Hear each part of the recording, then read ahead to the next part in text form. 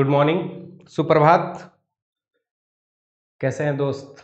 सब बढ़िया, खैरियत, मज़े में? उम्मीद है सब अच्छा होगा, मज़े में होगा, मस्त होगा। आप सब एंजॉय कर रहे होंगे। आपकी पढ़ाई अच्छी चल रही होगी, हर चीज़ को लेके आप बढ़िया से अपडेट होंगे।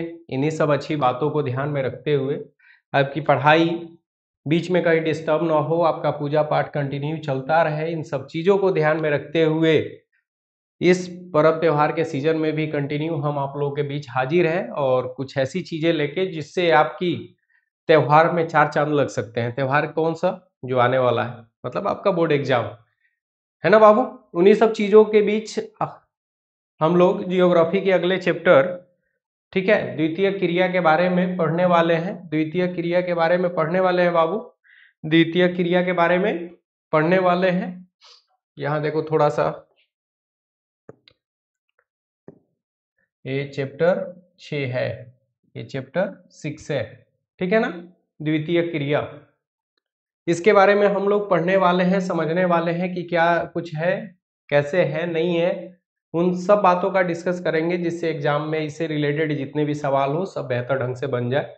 ठीक है, देरी ना करते हुए हम लोग अपने अध्याय को समझने का प्रयास करते हैं। बाबू पॉइंट है कि अध्याय का परिचय और मुख्य बिंदु, मतलब इस अध्याय के परिचय के रूप में हम लोग पहले समझ लेंगे और उनके मुख्य बिंदुओं को, जिससे वो सब चीजें तैयार हो जाए, हम आसानी से अपने एग्जाम को कर पाए। ठीक है ना दोस्त। देखो, द्वितीय क्रिया का अर्थ क्या? अर्थ है भाई, ऐसी आर्थिक गतिविधियां जो कच्चे माल को उपयोगी उत्पादों में बदलती है, जैसे विनिर्माण, प्रसंस्करण, मैन्युफैक्चरिंग की बात हो रही है, निर्माण, प्रसंस्करण और निर्माण। उदाहरण के लिए कपड़ा, इस्पात, चीनी और सीमेंट उद्योग। मतलब सीधी सी बात, प्रकृति के द्वारा जो चीजें उपलब्ध है, जिसका हम लोग अपने तकनीक के माध्यम से, अपने टेक्नोलॉजी से, मशीनरी द्वारा उसको अपने उपयोग के लिए जब तैयार करें तो वो क्या कहलाएगा बाबू? द्वितीय क्रिया। ये बात पढ़े थे हम लोग बहुत अच्छा से पिछले क्लास में, जब हम लोग भूगोल के पिछले क्लास में जब प्राथमिक क्रिया पढ़े थे तो द्वितीय क्रिया को चर्चा किए थे ना दोस्त? किए थे। बातें समझ में आ गई कि ऐसी आर्थिक गतिविधियां जो कच्चे माल को उपयोगी उत्पादों में बदलती है, जैसे विनिर्माण, प्रसंस्करण और निर्माण। उदाहरण के लिए कपड़ा, इस्पात, चीनी और सीमेंट उद्योग। क्लियर है दोस्त? स्पष्ट है बातें? किसी को किसी प्रकार की कोई दिक्कत? ठीक है, चलो अब इसके शब्द क्या क्या है, उसके परिभाषा क्या है, एक उसको एक डेटा के रूप में आप फटाफट रिवीजन कर लो। ये वन शॉट है दोस्त। ये वन शॉट बोलने का मतलब क्या कि एग्जाम के लिए टू द पॉइंट, इसको बहुत डेप्थ में चैप्टर पढ़ने का टाइम नहीं है आपके पास, लेकिन इतना भी पढ़ लेना है कि क्वेश्चन कहीं से भी आए उसका कंक्लूजन दिमाग में होना चाहिए। उसका कंक्लूजन दिमाग में होना चाहिए कि हाँ भाई, इस प्रश्न को मैं आसानी से कर सकता हूं। जैसे विनिर्माण क्या होता है बाबू? कच्चे माल को मशीनों या श्रम द्वारा उपयोगी उत्पादों में बदलने की प्रक्रिया, जैसे कपास से कपड़ा बनाना। बातें समझ आ रही है ना? विनिर्माण का मतलब होता है मैन्युफैक्चरिंग, कच्चे माल के द्वारा उसको पक्के माल में किसी वस्तु के रूप में निर्मित करना, जैसे कपास का प्रयोग करके वस्त्र का निर्माण। ठीक है, चलो। औद्योगिक क्षेत्र, औद्योगिक क्षेत्र, औद्योगिक क्षेत्र का मतलब क्या हुआ बाबू? वैसे क्षेत्र जहां उद्योग केंद्रित होते हैं। भारत में मुंबई, पुणे, कोलकाता, हुगली। ठीक है, औद्योगिक क्षेत्र मतलब जहां उद्योग धंधे लगे हैं, मुंबई, पुणे, है ना, गुजरात हब है। बातें समझ में आ रही है? लघु उद्योग, लघु उद्योग मतलब कम पूंजी और श्रम से चलने वाले उद्योग, जैसे खादी, हस्तशिल्प, रोजगार सृजन में महत्वपूर्ण। आज भी गांव देहात में छोटे छोटे स्तरों पे या शहरों में भी छोटे छोटे स्तरों पे लोग काम करके अपने आजीविका को पूरा करते हैं, जिसे हम लोग क्या बोलते हैं? लघु उद्योग बोलते हैं। लघु उद्योग जैसे एग्जाम्पल के रूप में खादी, हस्तशिल्प, सिलाई उलाई को आप देख सकते हो। ये सब चीजें हम ऑलरेडी क्लास में पढ़ चुके हैं, ऑलरेडी क्लास में हम लोग पढ़ चुके हैं। प्राथमिक क्रिया में हम लोग द्वितीय क्रिया को भी एक बार बढ़िया से पढ़ लिए थे ना बाबू? चलो आगे देखो। भारी उद्योग, अधिक पूंजी और मशीनों द्वारा पर आधारित, जैसे इस्पात और रसायन। ये राष्ट्रीय अर्थव्यवस्था की रीढ़ है, ये राष्ट्रीय अर्थव्यवस्था की रीढ़ है। कौन सा उद्योग बाबू? भारी उद्योग। कौन सा उद्योग? भारी उद्योग। अर्थव्यवस्था क्या क्या है? रीढ़ है। रीढ़ कैसे? क्योंकि जितनी भी इंफ्रास्ट्रक्चर की चीजें हैं, बड़े बड़े उद्योग धंधे हैं, उनको स्थापित करने के लिए जो भी चीजें चाहिए, है ना, किससे प्राप्त होती है? भारी उद्योग से। उद्योग का स्थान निर्धारण कैसे करना चाहिए बताओ? उद्योग का स्थान निर्धारण ऐसे करना चाहिए जहां कच्चे माल की आपूर्ति हो, श्रम आसानी से मिल जाए, परिवहन की सुगम व्यवस्था हो, बिजली हो, है ना। देखो, उद्योग स्थापित करने के लिए उपयुक्त स्थान का चयन कैसे करना चाहिए? कारक कच्चा माल, ऊर्जा, बाजार, परिवहन, श्रम, ये सब चीजें आसानी से जहां उपलब्ध हो, ऐसे जगह पे उद्योग करने का मतलब ये है कि आपकी तरक्की बहुत अच्छी हो जाएगी। आपकी तरक्की बहुत अच्छी हो जाएगी, आप अपने उद्योगों को सफल बना पाओगे। ठीक है दोस्त, क्लियर है बात? मजा आ रहा है? समझ में आ रही है बातें? ठीक है, आगे देखो। महत्व क्या है? महत्व क्या है? रोजगार सृजन, विशेषकर शहरी क्षेत्रों में आर्थिक विकास और जीडीपी में योगदान। सबसे ज्यादा द्वितीय क्रिया का अपने जीडीपी में योगदान, मतलब सबसे ज्यादा बोलने का मतलब सेवा क्षेत्र के बाद सबसे ज्यादा इसी का है। ठीक है, सबसे कम किसका है? प्राथमिक क्षेत्र का, जिसमें कृषि, वानिकी, पशुपालन, मत्स्य पालन, है ना। प्राथमिक उत्पादों का मूल्यवर्धन, अगर प्राथमिक उत्पाद है तो उस उत्पादों का सही मूल्यांकन किसके द्वारा होता है? द्वितीय क्रिया के द्वारा। किसके द्वारा? द्वितीय क्रिया के द्वारा। किसके द्वारा दोस्त? द्वितीय क्रिया के द्वारा। ठीक है ना? ठीक है। विनिर्माण के प्रकार कौन कौन से प्रकार है विनिर्माण के? देखो, हस्तशिल्प आधारित छोटे पैमाने पे, पारंपरिक जैसे हथकरघा। ठीक है, बात समझ में आ रहा है? बात समझ में आ रहा है? उसके बाद लघु उद्योग, कम पूंजी, स्थानीय संसाधन जैसे खाद्य प्रसंस्करण। उसके बाद बड़े पैमाने के उद्योग, मशीन आधारित भारी उद्योग जैसे इस्पात और ऑटोमोबाइल। ये बातें तो अभी मुख्य बिंदु में हम लोग समझे ही थे। तो रोजगार सृजन किसके द्वारा? द्वितीय क्रिया में सबसे ज्यादा रोजगार सृजन होता है, क्योंकि उसमें हर किसी के लिए रोजगार का अवसर प्रदान होता है। हर किसी को रोजगार का अवसर प्रदान होता है। हर किसी को रोजगार का अवसर प्रदान होता है। कैसे प्रदान होता है बाबू? कैसे प्रदान होता है बताओ? द्वितीय क्रिया में रोजगार ज्यादा मिलता है। क्यों? क्योंकि जो जिस योग्य है उसको वैसा काम मिल जाता है। क्योंकि उद्योग धंधों में एक श्रम से लेके एक पढ़े लिखे व्यक्ति तक सबकी जरूरत होती है। ठीक है ना? अब देखो आगे, वर्गीकरण आकार के आधार पर। आकार के आधार पर अगर वर्गीकरण करें तो कौन कौन सा होगा? लघु, मध्यम और बड़े। अभी पढ़े हैं हम लोग। अब देखो, स्वामित्व के आधार पर, मालिकाना हक पर, निजी, सार्वजनिक और संयुक्त। जिसको सहकारी भी बोल सकते हो, संयुक्त को क्या बोलोगे? सहकारी भी बोल सकते हो ना बाबू। जैसे अमूल है, चीनी मिल मुंबई का। ठीक है ना?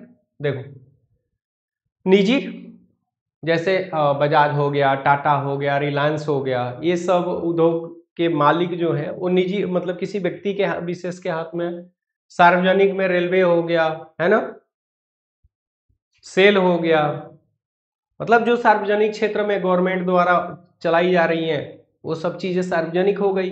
असंयुक्त जिसमें सहकारी, मतलब सरकार और व्यक्ति दोनों की भागीदारी हो, वो संयुक्त या सहकारी कहलाता है। वो संयुक्त या सहकारी कहलाता है बाबू। मजा आ रहा है? समझ में आ रही है बात? अब देखो, कच्चे माल के आधार पे यहाँ पे वर्गीकरण कर रहे हैं। पहले आकार के आधार पे हो गया, फिर स्वामित्व के आधार पे हो गया, अब कच्चे माल के आधार पे देखते हैं। कृषि आधारित पहला क्या है बाबू? कृषि आधारित। क्या है? कृषि आधारित। ठीक है। दूसरा है खनिज आधारित। दूसरा क्या है बाबू? खनिज आधारित। क्या है? खनिज आधारित। तीसरा है रासायनिक आधारित। अगर कच्चे माल के आधार पर वर्गीकृत किया जाए तो तीन भागों में हम वर्गीकृत करेंगे। पहला क्या है? कृषि आधारित। कृषि आधारित में आप क्या क्या देख सकते हो बताओ? गन्ना हो गया, तो गन्ना के पेराई के लिए बड़े, मतलब गन्ने मिल की जरूरत होती है। कृषि का सबसे बड़ा एग्जाम्पल आप यहाँ से देख सकते हो। खनिज आधारित आपको पता है, खादानों द्वारा जो भी अयस्क निकलते हैं उन्हें खनिज आधारित।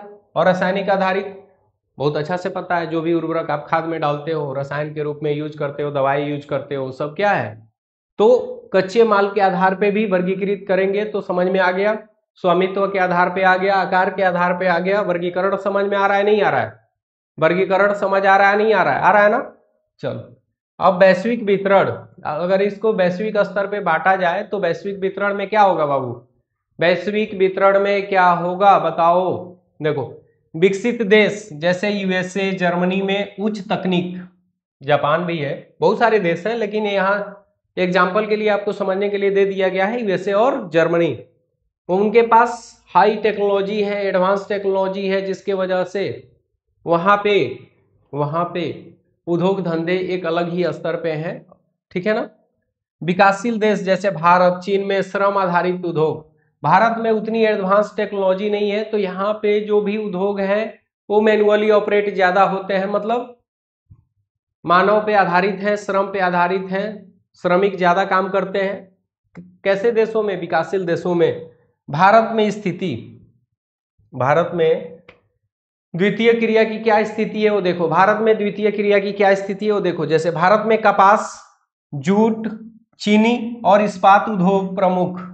देखो इन सब चीजों को अगर आप देख रहे हो, जितनी चीजों को आपने भारत में देखा, उन सब में श्रम की जरूरत होती है, श्रम की जरूरत है। टेक्नोलॉजी की जरूरत तो है ही है, उसके साथ इसमें श्रम ज्यादा लगता है। उतनी एडवांस टेक्नोलॉजी की जरूरत नहीं है, लेकिन श्रम चाहिए, ठीक है ना? ठीक है, चलो। औद्योगिकरण ने शहरीकरण और रोजगार को बढ़ावा दिया, ये बात पिछले क्लास में मैंने बहुत डिटेल्स में समझाया था। चलो फिर समझाए देते हैं, चलो फिर समझाए देते हैं।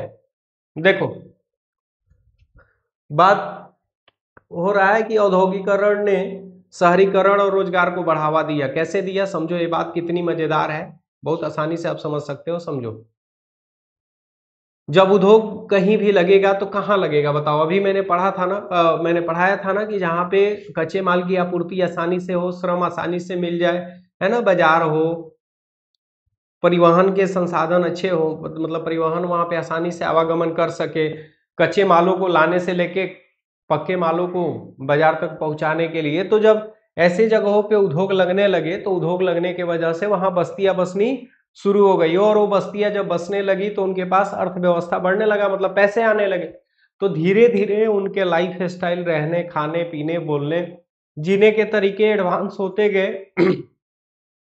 तो ग्रामीण क्षेत्र धीरे धीरे किसमें हो गया? शहरी क्षेत्रों में क्या हो गया? बदल गया या डेवलप हो गया। या फिर ऑलरेडी अगर कोई बढ़िया शहर है तो उस शहर के आसपास ही फैक्ट्री या कोई भी उद्योग स्थापित किया जाता है, ताकि वहां से उनको बाजार मिल जाए, लेबर मिल जाए, संसाधन मिल जाए, परिवहन मिल जाए, या फिर उन्हें कच्चे मालों को जब वो निर्माण कर ले, विनिर्माण करे, तो उस मार्केट में बेचने के लिए उनके पास मौके हों।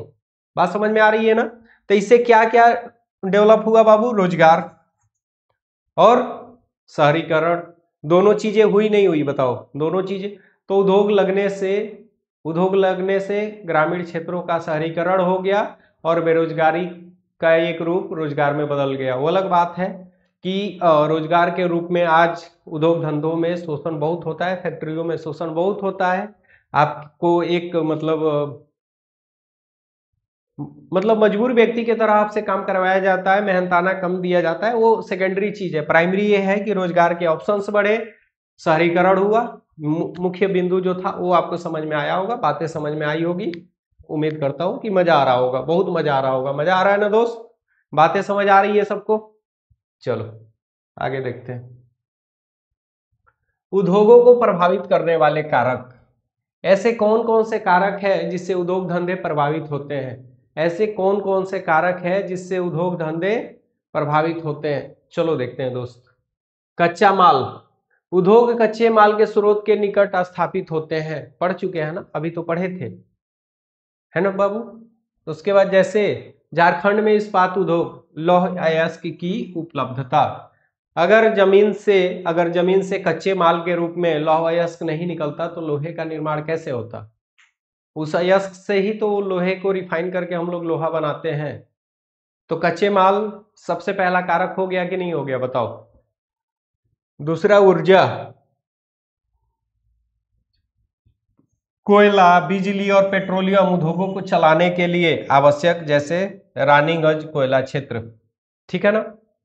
बड़े बड़े उद्योगों को चलाने के लिए ऊर्जा की जरूरत पड़ती है, और उस ऊर्जा के स्रोत के रूप में हम कोयला या बिजली या पेट्रोलियम की का उपयोग कर सकते हैं। तो कारक के रूप में कच्चा माल और ऊर्जा बहुत अच्छा से समझ में आया नहीं आया?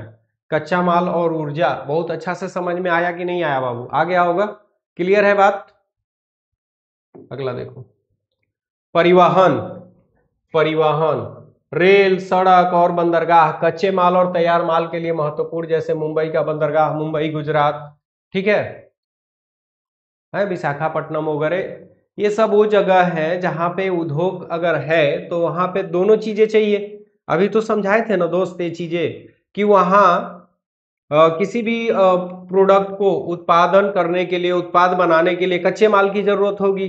तो कच्चा माल लाने के लिए भी परिवहन चाहिए, और कच्चे माल से जब उसको हम अपने उत्पाद के रूप में तैयार कर लेंगे तो उसको एक जगह से दूसरे जगह, मतलब उस फैक्ट्री से, उस उद्योग केंद्र से उसको एक जगह से दूसरे जगह ले जाने के लिए परिवहन की जरूरत होगी। तो परिवहन दोनों केस में बहुत मतलब महत्वपूर्ण कारक में परिवहन एक अहम हिस्सा है। पहिया तो वही है, तो ये समझ में आ गया। परिवहन, श्रम, सब कुछ हो और काम करने वाला ही ना हो, सब कुछ हो और काम करने वाला ही ना हो तब भी कोई मतलब है क्या? ठीक है।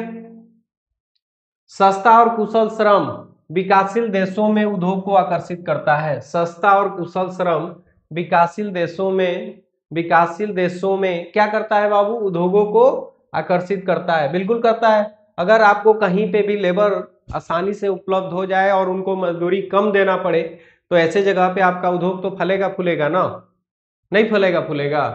आप कम खर्च में ज्यादा से ज्यादा उत्पादन करोगे तो आपको प्रॉफिट तो ज्यादा से ज्यादा होगा, और आपको आसानी से लेबर मिल रहे हैं। और कैसे लेबर? जो कुशल है, जो कुशल है। कैसे हैं कुशल? मतलब काम के लिए एकदम पूरी तरह से तैयार है, काम के लिए पूरी तरह से तैयार है। समझ आ रही है ना बाबू? बातें समझ आ रही है? कोई दिक्कत है क्या किसी को? कोई दिक्कत है क्या किसी को? कोई दिक्कत तो नहीं होनी चाहिए। ये सब मजेदार चीजें हैं कि नहीं? एकदम मतलब मस्ती करने वाली चीजें हैं, समझने वाली चीजें हैं, और मैं इतना उम्मीद तो आपसे कर ही सकता हूँ कि ये सब चीजें आपको बहुत मजे से, बहुत ढंग से समझ में आ रही होगी। आ रही है ना बाबू? किसी को किसी प्रकार की कोई उलझन, कोई दिक्कत, कोई समस्या? अगला है बाजार। बड़े बाजार जैसे शहर उद्योगों को आकर्षित करते हैं, जैसे दिल्ली एनसीआर, दिल्ली, मुंबई, चेन्नई, कोलकाता, जितने भी बड़े बड़े शहर हैं सबकी बात करो, ये क्यों आकर्षित करते हैं? बाजार क्यों आकर्षित करते हैं बाबू? बाजार क्यों आकर्षित करते हैं? क्यों? क्योंकि उत्पादन के सभी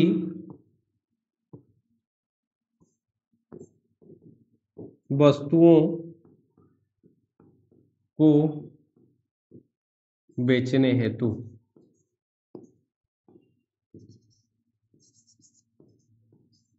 है ना बाबू? उत्पादन के सभी वस्तुओं को बेचने हेतु बाजार अति महत्वपूर्ण है। और पता चले कि आपने सब कुछ तैयार कर लिया, आपने सब कुछ तैयार कर लिया, जो चीजें चाहिए आपने सब कुछ तैयार कर दिया, आपका फैक्ट्री बहुत अच्छा रन कर रहा है, आपके पास सब कुछ है, संसाधन है, परिवहन है, श्रमिक है, कच्चा माल है, सब कुछ है, आपने खूब अच्छा प्रोडक्ट बना दिया, लेकिन आपके पास मार्केट ही नहीं है। तो फिर उस बने बनाए प्रोडक्ट का आप करोगे क्या? तो ये सब एक दूसरे से जुड़े हुए हैं बाबू, एक दूसरे के बिना सब अधूरे हैं। अगर सब कुछ आपके पास है और बाजार ही नहीं है जहाँ पे आप अपने बनाए हुए माल को बेच सकते हो, तो फिर उस बनाए हुए माल का कोई बहुत मतलब नहीं है। क्लियर है बात? आगे देखो, सरकारी नीतियां, कर छूट, सब्सिडी और औद्योगिक नीतियां उद्योगों को प्रभावित करती है। देखो कि सरकार की नीति भी उद्योग धंधों को बहुत प्रभावित करती है। अगर किसी सरकार के द्वारा उद्योग धंधों को बढ़ावा दिया जाता है, विनिर्माण उद्योग में मदद किया जाता है, कर में छूट दी जाती है, सब्सिडी दी जाती है ना? एक ऐसी नीति बनाई जाती है जिसमें उद्योगपति को फायदा होने के साथ साथ उसमें काम करने वाले श्रमिकों का फायदा हो, तो इससे मनोबल सबका बढ़ता है।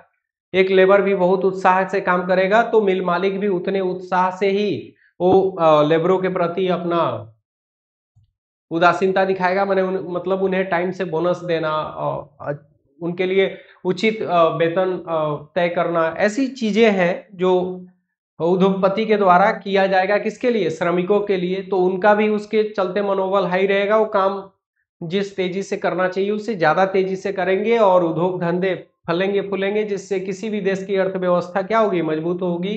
क्यों? क्योंकि द्वितीय क्रिया को रीढ़ का हड्डी माना जाता है किसी भी देश के अर्थव्यवस्था का।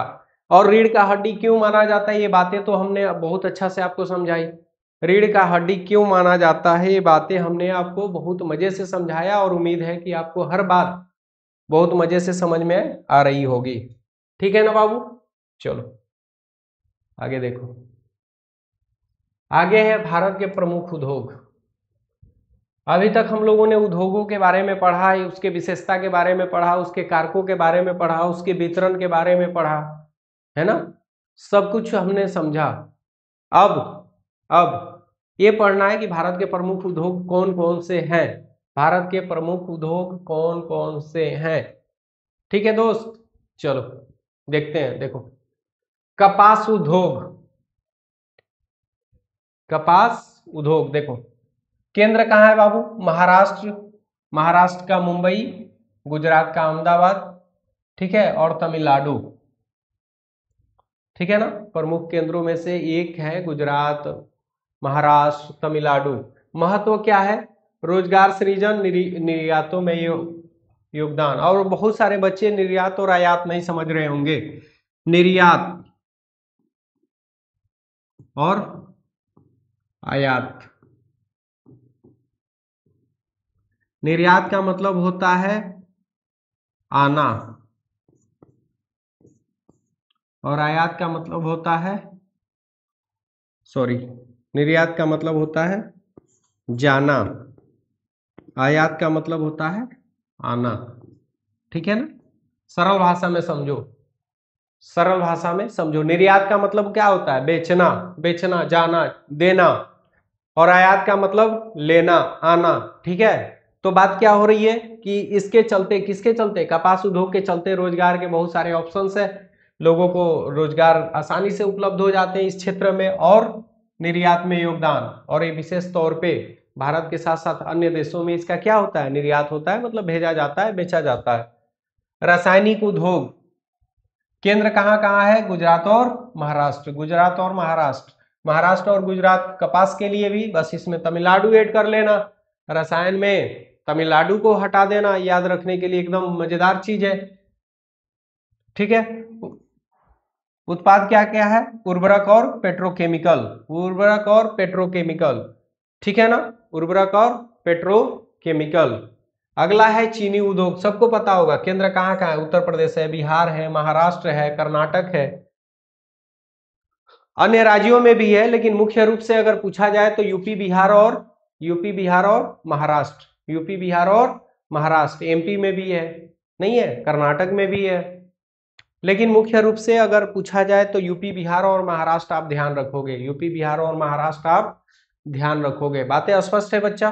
क्लियर है? विशेषता क्या है? कृषि आधारित है और मौसमी उद्योग है। बिल्कुल सही बात है। इसकी कटाई लगभग दिसंबर से शुरू होती है, मार्च अप्रैल तक चलती है। इसमें लोगों को अलग अलग तरीके से, कृषि से संबंधित लोगों को भी रोजगार मिल जाता है। एक व्यवसायिक कृषि है ना? ये साल भर में होने वाली फसल है, अच्छी खासी मतलब बहुत ज्यादा इसमें श्रम नहीं कह सकते, तो बहुत कम भी नहीं लगता है, लेकिन इससे कमाई अच्छी हो जाती है। इसमें लोगों को रोजगार मिलने के चांसेस ज्यादा है। मिल में भी लोग काम करते हैं, परिवहन के रूप में अपने ट्रैक्टर के द्वारा किसानों के मालों को वहां से उठाना, फैक्ट्री तक ले जाना, वहां भी लोग पैसे कमाते हैं। फैक्ट्री के आसपास सीजन में दुकानें लगा के, होटल खोल के भी लोग पैसे कमाते हैं। यहाँ लिखा है ना मौसमी उद्योग, यहाँ लिखा है ना दोस्त मौसमी उद्योग। तो ये मौसमी उद्योग में मौसमी रोजगार के भी ऑप्शन बन जाते हैं ना बाबू। मौसमी उद्योग में मौसमी रोजगार के भी अवसर बन जाते हैं। क्लियर है दोस्त? बातें स्पष्ट है? सबको समझ में आ रही है? किसी को किसी प्रकार की कोई दिक्कत? आगे देखो, इस्पात उद्योग। इसका तो पता ही है कि आपके मुख्य 3 स्टेट हमेशा आपके जुबान पे होने चाहिए। कौन कौन से? झारखंड, छत्तीसगढ़, उड़ीसा। ठीक है। महत्व क्या है, बुनियादी ढांचे और रक्षा में योगदान, मतलब लोहा, लोहा, स्टील है, अल्युमिनियम, ये जितनी भी चीजें हैं, ये जितनी भी चीजें हैं, ये किस किस काम में आती है, बड़े बड़े उद्योगों को पूरा करने के लिए, बुनियादी ढांचा तैयार करने के लिए, या रक्षा में योगदान का मतलब जो भी हथियार वगैरह बनाए जाते हैं उन सब चीजों में, उन सब चीजों में। तो इस बात के लिए आप मुख्य रूप से किसको किसको याद रखोगे प्रमुख केंद्र के रूप में बाबू, झारखंड का जमशेदपुर टाटा जिसको बोलते हो, है ना, छत्तीसगढ़ है, उड़ीसा। क्लियर, याद रहेगा बाबू, बातें समझ में आ रही है ना। उदाहरण, टाटा स्टील 1907 में स्थापित, टाटा स्टील की स्थापना 1907, ठीक है ना, टाटा स्टील की स्थापना 1907। अगला है जूट उद्योग, जूट उद्योग, केंद्र पश्चिम बंगाल, हुगली नदी के किनारे। देखो पहले जूट के लिए बिहार में भी था, कटिहार पूर्णिया वगैरह साइड में, लेकिन वो सब चीजें अब बंद हो चुकी हैं। अब मुख्य केंद्र के रूप में आपको बस याद रखना है क्या, पश्चिम बंगाल, और पश्चिम बंगाल में भी क्या, हुगली नदी के किनारे, ठीक है। उत्पाद बोरी और रस्सी, जो जूट की रस्सी होती है, जो जूट के बोरे होते हैं, उसका उत्पादन किससे होता है, जूट से होता है। किससे होता है बाबू, जूट से होता है, ठीक ना। चुनौतियां क्या क्या है, सिंथेटिक विकल्पों से प्रतिस्पर्धा, सिंथेटिक विकल्पों से मतलब आज जो कृत्रिम रूप से चीजें तैयार हो रही है, उस युग में प्राकृतिक रूप से जूट का प्रयोग करके ये चीजें बनाना, बोरी और रस्सी, अपने आप में बहुत बड़ी चुनौती है, और उस चुनौती को अभी भी पश्चिम बंगाल स्वीकार किए हुए है। बातें स्पष्ट है, समझ आ रही है। चलो अब देखो, वैश्विक परिदृश्य, अगर वैश्विक स्तर पे इसको हम देखें और जानने का प्रयास करें, अगर वैश्विक स्तर पे हम इसको देखें और जानने का प्रयास करें बाबू, तो क्या देखेंगे, क्या जानेंगे बताओ। विकसित देश जिसके पास कैसी तकनीक है बाबू, जिसके पास कैसी तकनीक है, उच्च तकनीक, कैसी मशीनें हैं, ऑटोमेटिक, स्वचालित मतलब क्या, ऑटोमेटिक मशीनें, और पूंजी आधारित उद्योग, जिसके पास पूंजी है, पूंजी है तो कुछ भी है, बड़े बड़े मशीन आ सकते हैं, एडवांस टेक्नोलॉजी हो सकती है? जापान का ऑटोमोबाइल उद्योग किसका एग्जाम्पल है, उच्च तकनीक का, उच्च तकनीक का, ठीक है, स्वचालित मशीनों का। आज भी टेक्नोलॉजी में जापान अग्रणी देशों में से एक है, आज भी टेक्नोलॉजी में जापान सभी अग्रणी देशों में से पहले स्थान पे है लगभग, जबकि वहां पे प्राकृतिक आपदाएं सबसे ज्यादा आती है, जबकि वहां प्राकृतिक आपदाएं सबसे ज्यादा आते रहती है बाबू, जबकि वहां प्राकृतिक आपदाएं सबसे ज्यादा आती रहती है, ठीक है ना।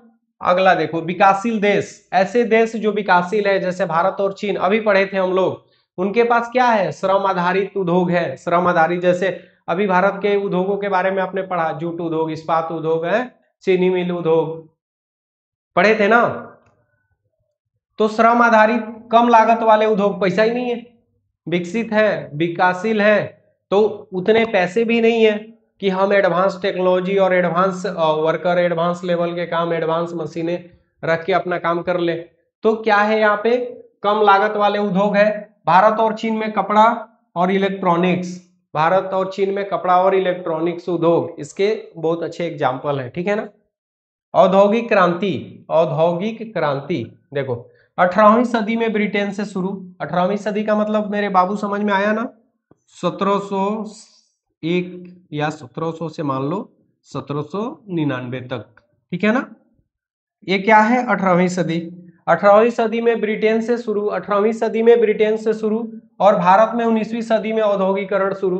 भारत में 19वीं सदी में मतलब 1800 से 1900 के बीच में औद्योगिक शुरू, 1853-54, याद है ना, रेलवे लाइन बिछाया गया, जैसे परिवहन की चीजें हुई और धीरे धीरे बदलाव आया और चीजें अपने पक्ष में आने लगी। आधुनिक रुझान क्या है, स्वचालन, रोबोटिक्स और हरित तकनीक, भारत में मेक इन इंडिया से उद्योगों को बढ़ावा, ये बात ठीक है, चलो ये मान लेते हैं। लेकिन देखो, भारत विकासशील देशों में भी अभी बहुत मतलब निचले पायदान पे है। हमारे यहाँ कौशल सिखाने और कम्युनिकेशन स्किल और इन सब चीजों पे कम काम किया जाता है।